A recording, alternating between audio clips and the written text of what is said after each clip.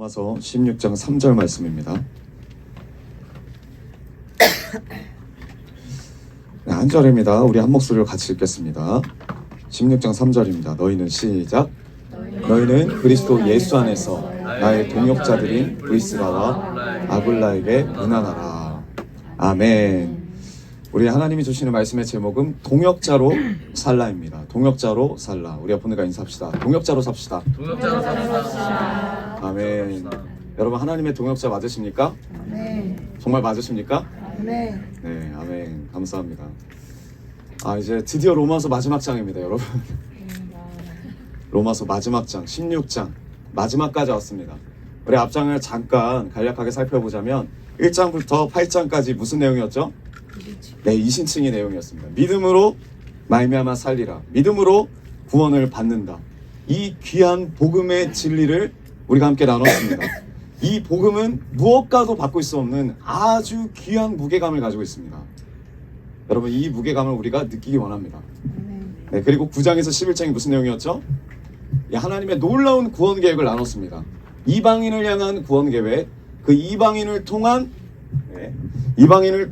또 이스라엘을 향한 하나님의 구원 계획, 이것이 9장에서 11장까지 하나님의 구원 계획이 어떻게 펼쳐지는지 우리가 나눴습니다. 그리고 12장부터 15장은 결국 이신칭의를 알고 이 놀라운 하나님의 구원 계획을 안 우리, 이 복음을 알고 이제 하나님의 뜻을 깨달은 우리가 삶을 어떻게 살 거냐, 그 삶의 문제였습니다. 특히 어떤 삶의 문제였냐면 관계의 문제죠. 이 세상 권세와 우리와의 관계, 그리고 성도와의 관계, 그리고 하나님과 우리와의 관계, 이런 관계가 어떻게 하나님 앞에서 삶을 살 때 우리가 하나님 기뻐하시는 관계로, 하나님 기뻐하시는 뜻대로 이제 복음을 깨달은 자로 삶을 살 수 있느냐, 이 도전을 주고 있는 겁니다. 그리고 이제 마지막 장입니다. 16장. 이 바울은 이 16장을 통해서 이 로마 교회에게 하나님의 뜻을 전합니다. 하나님의 섭리를 전하고 있습니다. 우리가 기대하고 우리가 생각할 때는 마지막 장이니만큼 앞에서 설명했던 정말 복음의 진리, 그 복음의 진수, 하나님의 뜻과 이 복음을 좀 더 진중하게 요약 정리 압축해가지고 정말 쉽게 다시 한번 설명해 주면 좋겠는데, 아니면 이 마지막 때에 예수 그리스도께서 다시 재림하시는 날 가운데 우리가 어떤 태도를 가지고 있어야 되는지, 어떤 마음을 가지고 있어야 되는지 이 로마 교회에게, 그리고 오늘 사는 우리에게 전해졌으면 좋겠는데, 오늘 뜻밖에도 로마서 16장은 무슨 내용이냐? 우리가 잘 알지도 못하는 사람의 이름만 나옵니다. 주구장창 이름만 나옵니다. 시작부터 끝까지 이름만 나옵니다. 그 이름이 나오고 그 이름에 대한 문안 인사가 16장의 마지막이에요. 이해가 안 돼요. 이 귀한 이 성경의 진리의 꽃이라고 하는 로마서의 마지막 장이 문안 인사입니다. 여러분 이 문안 인사가 그리고 짧지도 않아요. 상당히 길고, 그리고 그 이름에 대한 세세한 기록들이 있습니다. 근데 이게 우리에게, 이 로마서를 바치는 우리에게 아주 귀한 도전이 되기 원합니다. 아멘. 하나님의 나라를 위한 동역자로 우리도 하나님 앞에 이렇게 기록되기 원합니다. 우리의 이름이 이렇게 기록되기 원합니다. 아멘. 여러분 성경에 수많은 이름이 나와요. 나중에 우리 이름, 성경에 이름 나오는 걸로 한번 이렇게 토너먼트로 한번 얼마나 알고 있는지 말할 정도로 이름이 정말 많이 나옵니다. 근데 이 이름은 크게 아주 간략하게 두 가지 종류로 나눌 수 있습니다. 그 두 가지 종류 안에 우리 이름도 들어가 있는 거예요. 첫 번째 뭐냐? 하나님의 사람으로 성경에 기록된 자가 있어요. 하나님이 기뻐하시는 자, 하나님 앞에 순종하는 자, 하나님을 따라가는 자, 하나님의 비전을 품은 자, 그 이름으로 이 성경에 기록되는 사람이 있습니다. 반면에 어떤 사람이 있느냐? 하나님을 끝까지 대적하는 이름, 하나님의 섭리를 무시하는 이름, 하나님의 비전을 붙잡지 못하는 이름, 늘 배반하고 배신하는 이름. 여러분 우리의 이름은 하나님 앞에 어떻게 기억되길 원하십니까? 우린 무조건 이 두 가지 이름 안에 들어가 있어요. 하나님의 사람이냐, 아니면 하나님을 대적하는 사람이냐. 교회 나와서 예배드린다고 다가 아닙니다. 우리 마음 가운데 깊이 질문을 가지면 좋겠어요. 나는 하나님의 동역자이냐, 아니면 하나님의 사역을 방해하고 막는 대적하는 자냐. 이게 중요합니다. 하나님을 인정하는 이름으로 사느냐, 하나님을 대적하는 이름으로 사느냐. 이게 왜 중요하냐면 후대 우리의 다음 세대들에게 우리가 하나님을 어떠한 자로 어떠한 이름으로 기억되는지도 중요합니다. 이 시대는 여러분 나의 행복을 쫓아라 그래요. 그쵸? 나만을 위한 신앙생활을 쫓아라 그래요. 교회 안 나가라는 말 안 하잖아요. 요즘은 교회를 나가더라도 나를 위해서 나가라 그래요. 그게 마귀의 전략이죠. 근데 여러분 우리의 신앙의 발걸음이 정말 중요합니다. 왜냐하면 나의 신앙은, 우리의 신앙은, 우리 가정의 신앙은 나만 끝나는 게 아니에요. 내 신앙 그대로 내 자녀에게 가더라고요. 그 자녀의 자녀에게, 그 다음 세대의 다음 세대에게. 지금 나의 신앙이 나로부터 시작된 것이 아니라 내 앞세대에게서 온 거예요. 누군가의 기도로부터 이 신앙이 흘러온 거예요. 지금 내 앞세대가 어떤 삶을 살았든지 간에, 내가 이전에 어떤 삶을 살았든지 간에 지금이 중요한 거죠. 지금 내가 이 복음의, 이 믿음의 하나님 기뻐하시는 발걸음을 걷고 있느냐. 나만이 아니라, 나만을 위해서가 아니라 내 다음 세대, 그들에게 우리의 믿음의 발걸음을 남겨야 될 줄 믿습니다. 남겨야 됩니다. 여러분 오늘 본문을 보면은 바울 옆에 정말 많은 사람들이 나와요. 많은 이름이 등장합니다. 근데 중요한 건 뭐냐면 바울은 혼자 하나님의 사역을 감당하지 않았다는 거예요. 바울이 수많은 서신서를 쓰고 수많은 사람들에게 복음을 전했지만, 그리고 우리는 바울의 이름밖에 기억을 못하지만 바울의 사역은 바울 혼자 한 게 아니라는 거예요. 그걸 바울이 알아요. 이 귀한 로마서를 쓰는데 마지막 장에 같은 동역자들을 주님 앞에 고백하는 거예요. 로마 교회에게 소개하는 거예요. 이신칭의 은혜, 하나님이 이방인과 이스라엘 품는 놀라운 계획, 그리고 이걸로 끝나는 것이 아니라 로마 교회 사람들이 얼마나 이 관계 가운데, 세상과의 이 권세와의 관계 가운데, 이 싸움 가운데, 영적 싸움 가운데 얼마나 힘이 드는지 그거를 공감을 하면서도 여러분들은 혼자가 아닙니다. 여러분들을 위해서 기도하고 여러분들을 위해서 중보하는 나도 있고, 나만이 아니라 나와 함께 여러분들을 기도하고 여러분들을 위해서 지금도 중보하고 있는 수많은 동역자들이 있습니다. 지금 이거를 고백하는 거예요. 바울이 누구에게? 핍박받는 로마 교인들에게.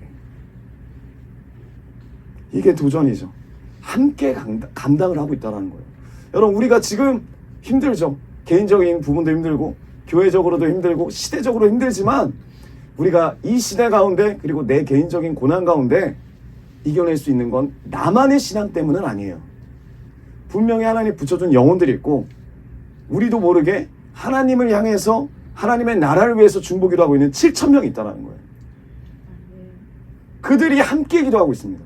우리도 그 7,000명 안에 들어가서 하나님의 권속으로서 함께 이 나라와 이 민족과 우리 가정과 지금 나의 구원을 놓고 함께 기도하고 있는 줄 믿습니다. 여러분 같이 동역하고 있는 거예요. 함께 감당하고 있다는 겁니다. 얼마 전에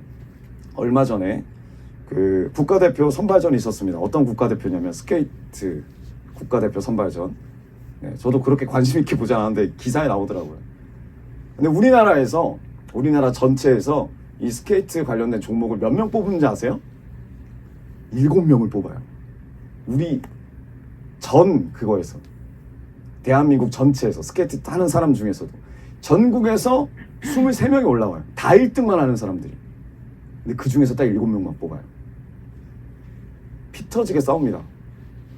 근데 여러분 그들이 싸울 때는 개인으로 싸우거든요. 근데 왜 싸우는지가 중요한 거죠. 왜 내가 1등이 돼야 되느냐, 왜 내가 전국에서 1등이 돼야 되고 이 23명 중에서 7등 안에 들어야 되느냐. 목적이 뭐예요? 나라의 대표거든요. 그럼 여러분 나라의 대항전을 나갔어요. 그럼 뭘 위해서 싸워야 되는 거예요? 나를 위해서 싸워야 되는 겁니까? 아니요. 철저히 이것은 팀 경주예요. 500m, 1000m, 1500m 혼자 달리는 게 아니에요. 서로 끌어주고 막아주고 같이 밀어주고 싸워주고, 목표가 뭐냐, 목적이 뭐냐, 대한민국 1등 하는 거예요. 근데 한 명이라도 내가 1등을 하겠다. 개인적인 욕심이 앞서면 팀에 균열이 생기는 거예요. 우리 신앙생활도 마찬가지예요. 하나님 앞에 그냥 내 이름만 올려드리는 게 아니라 우리는 하나님 앞에 한 영적인 가족인 줄 믿습니다. 함께 가는 거고 우리의 목적은 내 신앙 잘 되는 게 아니고 내 가정 잘 되는 것이 아니라 이 나라 가운데 하나님의 나라가 임하는 거예요. 내 이름을 기억하지 못할지라도 내 신앙이 아무도 알아주지 못할지라도 이 고난 가운데 나만 핍박받고 그냥 끝나는 것 같아 보일지라도 하나님이 기억하십니다. 하나님의 백성으로, 하나님의 권속으로, 하나님의 제자로, 예수 그리스도를 따르는 주님의 자녀로 주님이 기억하세요. 목적을 놓치면 떨어져 나가는 거예요. 팀이 무너지는 거예요. 오늘 이 16장에 등장하는 바울의 동역자들이 이 마음이에요. 같은 마음이에요. 분명 자신의 목숨을 걸었던 사람이에요. 이 핍박이 쉽지 않았을 겁니다. 바울이 소개하는 이들의 삶이 녹록지 않았을 거예요. 핍박으로 인해서 쫓기고 이 핍박으로 인해서 가족들한테 버림받는 사람, 무시당하는 사람, 민족들에게 목숨의 위협을 맞는 자, 이방이라고 무시당하고 하나님의 나라를 위하여서 모든 삶을 바쳤는데 돌아오는 게 없어도, 그리고 하나님이 주목하시는 바울을 세워주는 자들, 동역자들이에요. 동역자들. 여러분, 근데 중요한 게 뭐냐면 오늘날 사는 우리들은 이들의 이름을 몰라요. 잘 몰라요. 우리가 솔직히 관심도 없어요. 그렇게 관심도 없어요. 그러나 우리가 더 주목하고 있는 사람이 누구예요? 바울이죠. 바울은 다 알아요. 브리스가와 아굴라 정도도 알아요. 그러나 그 다음 사람들은 관심 없잖아요. 근데 우리가 관심 있고 관심 없고 이게 중요하지 않더라고요. 누가 기억하신다? 하나님이 그 이름을 기억하신다. 무엇으로요? 하나님의 사람으로 기억하신다. 그 하나님의 마음을 바울이 고백하는 거예요. 어찌 보면 진짜 잔인하죠. 인생을 드렸어요. 삶을 드렸어요. 목숨도 바쳐요. 근데 아무도 이름을 알아봐 주지 않아요. 그들이 무슨 일을 했는지 업적도 몰라요. 여러분, 우리나라의 복음화를 위해서 수많은 선교사님들이 왔지만 우리는 아는 사람들만 알잖아요. 그렇죠? 그 선교사님들이 사역을 하도록 동역하는 분명한 우리의 믿음의 선진들이 있어요. 선교사님 혼자 사역할 수가 없잖아요. 그러나 우리는 몰라요. 모르는 게 잘못됐다라는 게 아니라 누가 기억하신다? 하나님이 기억하신다. 그 희생과 그 헌신과 하나님을 향한 그 분명한 확신으로 이 나라 이 민족 가운데 정말 이 민족이 이 아무도 알아주지도 않고 무지한 이 민족이 하나님의 복음화 가운데 변화될 것이다. 소망을 가지고 헌신한 자들, 이름 없는 자들, 그들이 있었어요. 우리가 그런 자들이 되기 원합니다. 우리가 이 바울의 고백을 통해서 16장을 통해서 분명히 아는 것이 있어요. 분명하게 아는 것. 우리가 그들에 대해 잘 모르지만 분명히 아는 것은 뭐냐면 이 믿음의 동역자들은 하나님의 일을, 바울이 하나님의 일을 감당할 수 있도록 자기의 목숨을 드렸다는 거예요. 자기 인생을 드립니다. 누구보다도 희생을 하고 누구보다도 하나님의 나라를 세우기 위해서 동역의 전심인 자. 분명한 것은 하나님만 드러내는 동역자였다. 자신의 이름이 아니라 하나님만 드러내고 하나님만 높여드리는 동역자였다. 그 결과 하나님 앞에서 정말 귀한 보배가 되었습니다. 예수 그리스도와 하나님만 돋보이는 존재가 되었어요. 이 진리, 복음의 진리, 복음의 꽃이라 불리는 이 로마서의 마지막 장에 기록되는 하나님이 주목하시는 거죠. 놀라운 축복을 맛보게 됩니다. 우리가 다 이런 축복을 맛보게 되길 원합니다. 근데 이 이름의 특징이 있어요. 특징이 뭐냐면 굉장히 여러 계층의 사람들이 함께 동역했다는 거예요. 굉장히 여러 계층의 사람들. 제가 몇 분을 좀 이렇게 소개하려고 합니다. 첫 번째가 있습니다. 1절, 우리 16장 1절. 우리 한 목소리 한번 읽어보겠습니다. 16장 1절, 내가 시작. 내가 갱그레아 교회 일꾼으로 있는 우리 자매 베베를 너에게 추천하노니. 아멘. 바울이 제일 먼저 동역자라고 소개하는 사람입니다. 베베예요. 여러분, 베베. 이름도 별로죠? 네, 죄송합니다. 네, 베베. 근데 이 사람은 어떤 사람이냐? 첫 번째로 여자예요. 자매잖아요. 여자예요. 여러분, 이때 당시에 여자가 맨 앞에 나온다? 말도 안 되는 말이죠. 근데 바울이 고백하는 거예요. 여자였고, 그리고 이 여자는 갱그레아 교회의 일꾼이었대요. 일꾼이라는 말이 집사도 됩니다. 근데 일꾼이라는 단어가 어떤 단어냐면 남자들한테만 쓰는 단어예요. 헬라어는 그런 단어가 있습니다. 무조건 남자에게 쓰는 남자 형태가 있습니다. 여자는 여성 형태가 있고. 근데 이 일꾼은 남자에게만 쓸 수 있는 단어예요. 근데 그걸 누구에게 줬다? 여자에게 줬다. 무슨 말이에요? 남자보다 더 열심히 헌신하고 동역했다. 그 당시에 여자가 의도적으로 쓴 거죠. 남성 이상의 역할을 한 겁니다. 근데 이 사람이 또 어떤 일을 했냐? 16장 2절. 너희는 주 안에서 성도들에게 합당한 예절로. 너희가 누구예요? 로마교회 사람들한테 얘기하는 거예요. 로마교회 사람들한테. 로마교회 사람들아, 너희들은 주 안에서 성도들의 합당한 예절로, 예의로 정말 정성을 다해서 그를 영접하고, 누구를 영접하고? 그 베베라는 자매를 영접하고 무엇이든지 그에게 소용되는 바를 도와줄지니. 무엇이든지 도와줘라. 그 자매가 너희들에게 뭔가를 요청하면 무엇이든지 도와줘라. 왜 도와줘야 되냐? 이는 그가 여러 사람과 나의 보호자가 되었습니다. 보호자가 무슨 말이냐? 물질 후원자래요. 바울의 선교 사역에 정말 최선을 다한 물질 후원자래요. 여자가 무슨 돈이 있어요? 최선을 다해서 이 하나님의 뜻과 하나님의 계획에 섬겼다라는 거예요. 최선을 다한 거죠. 또 어떤 사람이 등장하냐면 부부가 또 등장합니다. 부부. 우리가 오늘 본문에 읽었던 너희는 그리스도 예수 안에서 나의 동역자들인 브리스가와 아굴라에게 문안하라. 브리스가와 아굴라, 우리가 잘 알고 있는 사람입니다. 부부죠. 근데 이 부부가 어디에 등장하죠? 사도행전에 등장합니다. 근데 그때는 사도행전에 등장할 때는 순서가 달라요. 누가 먼저였어요? 아굴라, 브리스가. 아굴라가 남편일까요? 아내일까요? 남편이죠. 브리스가는 아내. 근데 왜 여기서는 거꾸로 됐느냐? 이 브리스가가 여자지만 정말 최선을 다해서 하나님의 일을 동참했다라는 거예요. 이때 당시에는 파격적인 거죠. 근데 바울은 이들을 어떻게 소개하느냐? 예수 안에서 나의 동역자다. 동역자들이다. 그리고 뒤에 또 보면 뭐라고 하냐면 나를 위해서 목숨까지도 바칠 수 있는 동역자들이라고 공개적으로 소개를 합니다. 그리고 이 로마서 16장에 또 누가 들어가 있냐면 노예들이 들어가 있어요. 16장 22절을 보면 더디오라는 사람이 있습니다. 이 더디오라는 사람의 뜻이 뭐냐? 숫자 3이에요. 3번. 노예는 이름이 없어요. 그때 당시에 노예는 1번 일로 와, 2번 청소해, 3번 가서 설거지해. 3번이에요 이름이. 3번이 기록되어 있습니다. 더디오. 근데 이 사람이 뭐한 사람이에요? 이 로마서를 대필한 사람이에요. 노예가 로마서를 바울이 말한 대로 대필한 사람입니다. 그리고 23절에 또 보면 또 나옵니다. 노예가 구아도, 그게 4번입니다. 3번과 4번이에요. 노예. 숫자로 불리던 사람들이 어떻게 돼요?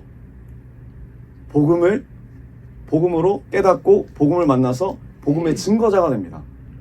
이 복음 사역의 동역자가 된 거예요. 숫자 3, 4번이. 얼마나 놀라운 일입니까?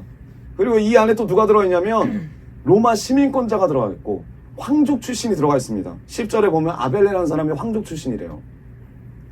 그리고 그 뒤에 또 보면 헤롯의 10절에 보면은 헤롯의 손자가 나옵니다. 그게 아리스도블로. 여러분 이 안에 여자부터 노예에다가 황족에다가 그리고 유대 왕의 손자까지 다 들어가 있어요. 다 들어가 있습니다. 이들이 하나의 동역자래요. 바울이 뭐라 그러냐면 서로 문안하라. 서로 입맞추라. 이게 말이 돼요? 황제의 후손이 노예하고 입 맞추고 서로 무난하고 하나가 되는. 근데 그게 가능해요. 예수 그리스도 안에서. 이들이 이 귀한 하나님의 사역의 동역자래요. 어떻게 이렇게 동역자가 될 수 있을까? 어떻게 이들은 바울의 동역자로 이렇게 귀한 이름으로 남을 수 있을까? 하나님의 사람으로 기억될 수 있을까? 이들의 동기가 무엇일까? 여러분, 우리도 이런 동역자 되고 싶지 않습니까? 되고 싶어요. 그러나 쉽지 않아요.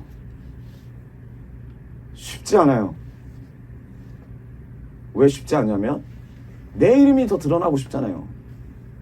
도와주다가도 어떤 기회가 되면 내가 더 1등하고 싶고, 내가 더 주목받고 싶고, 내가 더 박수를 받고 싶고, 그게 아니면 하고 싶지 않아요.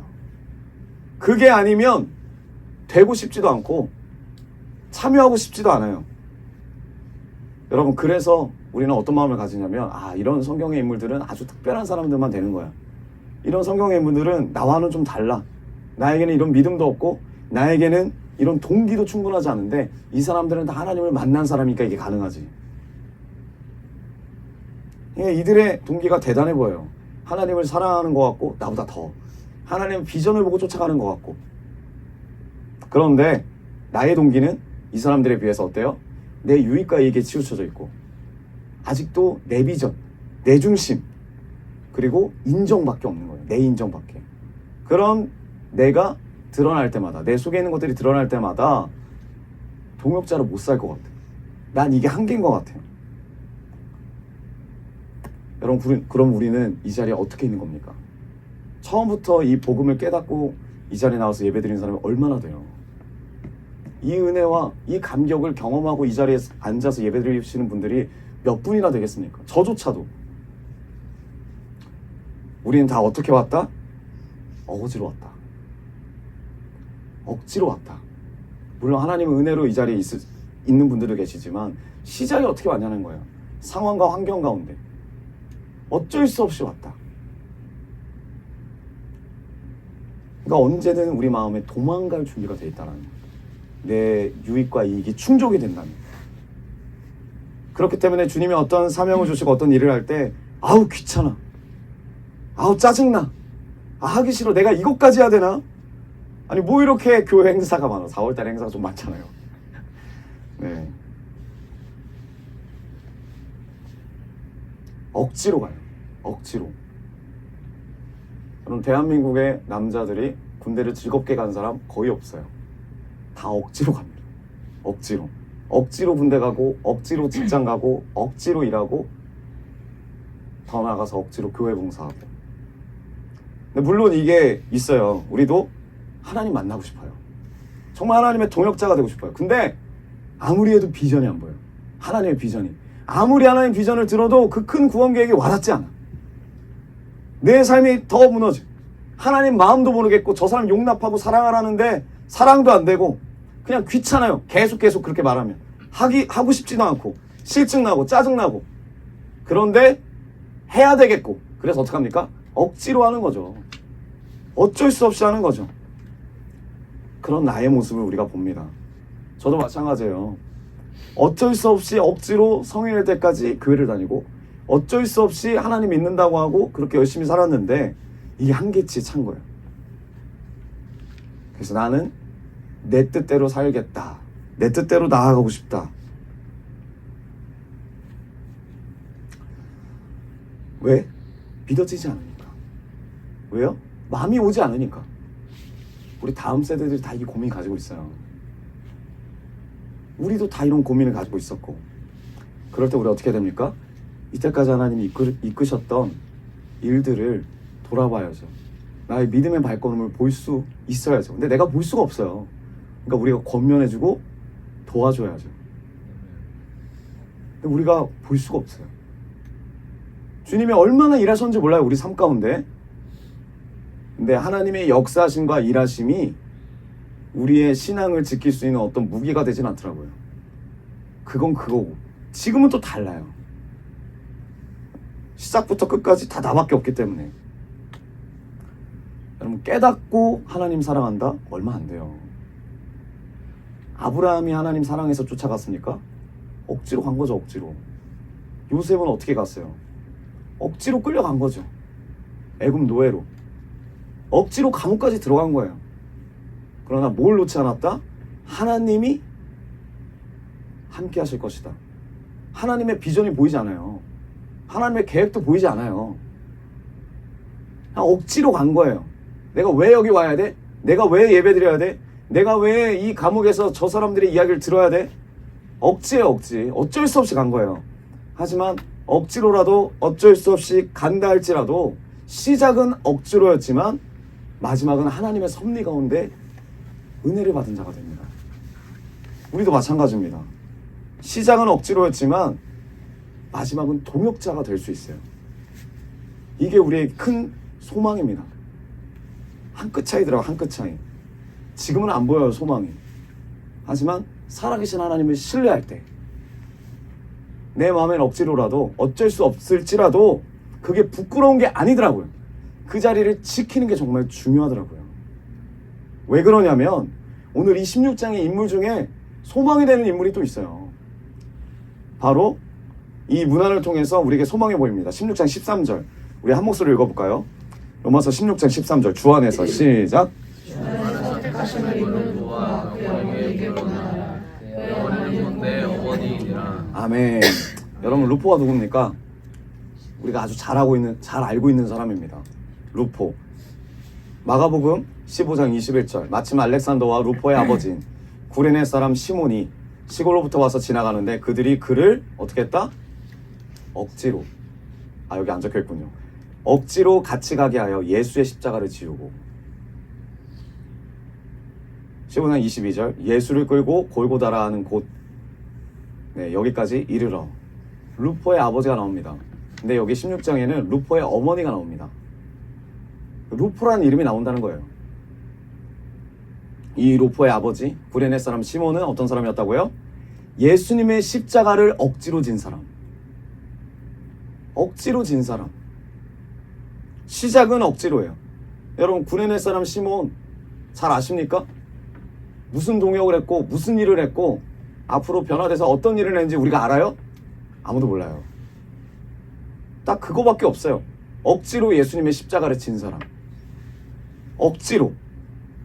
그러나 우리는 와닿지 않지만 이때 당시에 로마서를 쓴 당시만 하더라도 루포라는 이름을 딱 들으면 마가복음을 쓴 당시만 하더라도 루포라는 이름을 딱 들으면 이 사람은 구레네 사람 시몬이 아니라 루포의 아버지야.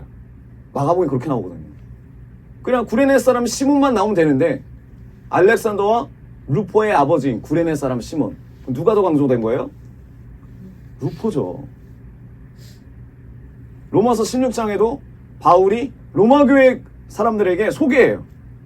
루포의 어머니가 있는데 그 어머니는 곧 나의 어머니다.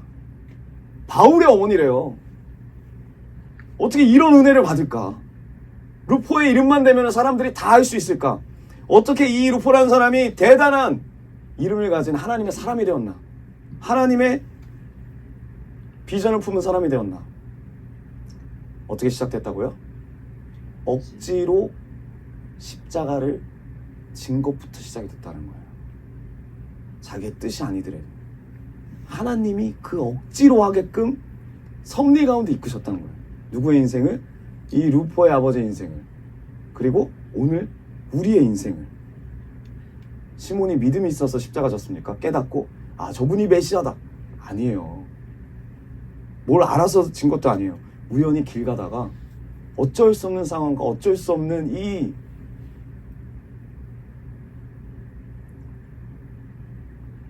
그냥 십자가 진 거예요. 억지로. 아마 그때는 끔찍했을 수도 있어요. 불평불만했을 수도 있어요. 왜 하필 난가? 수많은 사람들이 있는데 왜 하필 난가? 내가 왜 이 고생을 해야 되나? 내가 왜 이렇게 쪽팔림을 당해야 되나? 이 십자가라는 게 엄청 수치스러운 거니까. 못마땅하고 짜증나고 지금 이 고난이 이 상황이 숨어버리고 싶고 귀찮고 원망 불평이 폭발할 수 있어요. 실제로 그럴 거고 우리의 인생도 그렇고 왜 하나님 나만 이렇게 힘들어야 됩니까? 왜 하나님 내가 하나님 따라가겠다고 하는데 내가 왜 이렇게 억지로까지 하나님 이렇게까지 해야 됩니까? 내가 억지로 십자가를 지고 난 다음에 하나님의 때에 어떻게 돼요? 이 가정이 메시아를 영접하고 하나님의 때에 따라서 이 가정에 하나님의 복이 임합니다. 복이 임해요. 구레네 시몬의 그 억지로를 통해서 하나님의 이끄심이죠. 그 이끄심에 순종하는 하나님의 놀라운 계획을 통해서 이 가정이 바뀌는 거예요. 복된 가정, 복음의 가정, 동역의 가정. 오늘 소개하는 거예요. 이 루포의 어머니가 동역자였다. 내 어머니다. 이 루포도 마찬가지고. 여러분, 이 복음의 비밀을 지금 바울이 고백하는 거예요. 이 동역자로 하나님 앞에 기억되는 거예요. 누구로 기억되길 원하십니까? 내 이름이 바울만큼 높아지지 않는다고, 1등이 되고 싶은데 1등 안 해준다고, 인정받고 싶은데 인정 안 해준다고 거기에 낙심할 게 아니라 하나님이 우리의 이름을 기억하신대요. 하나님이 우리의 이름을 기억하신대요. 억지로 진 십자가도 이렇게 복을 받는데, 그 가정에 이 놀라운 바울 사역의 동역자가 되었는데, 하나님의 뜻을 알고 지는 십자가는 얼마나 큰 복이 될까요? 그럼 우리는 계속해서 이 하나님의 계획과 하나님의 섭리와 하나님의 뜻을 듣습니다. 알고 동역자가 되기로 결단하면 큰 축복이죠.